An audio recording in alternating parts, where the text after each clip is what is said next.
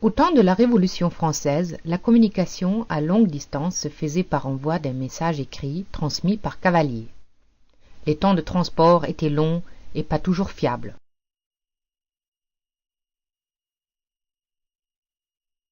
Claude Chappe s'intéressait beaucoup à ce problème. Dans sa jeunesse, il s'amusait avec ses 4 frères à échanger des signaux secrets.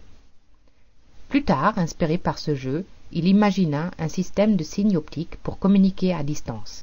Son télégraphe optique permettait de composer les différents signes.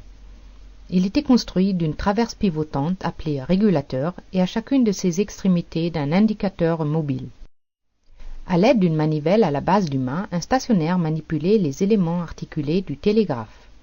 Un deuxième stationnaire avec une longue vue observait les stations voisines pour surveiller et enregistrer les différents messages.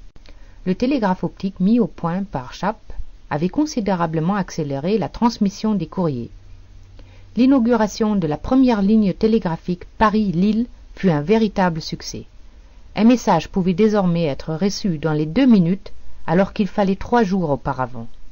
Les lignes se multiplièrent alors sur le territoire. Le télégraphe de Chappe a trouvé un emploi immédiat pour transmettre les ordres aux armées, non seulement pour sa rapidité, mais aussi par l'encodage des messages qui assurait une confidentialité.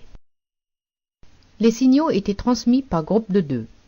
Le premier signal correspondait à un numéro de page et le deuxième indiquait le numéro de la ligne. Seuls ceux qui avaient le dictionnaire du code pouvaient comprendre le message. Le réseau de communication de Chappe avait pourtant un grave inconvénient. Il ne pouvait pas être utilisé de nuit, et c'est ainsi que le télégraphe électrique a fini par prendre le relais.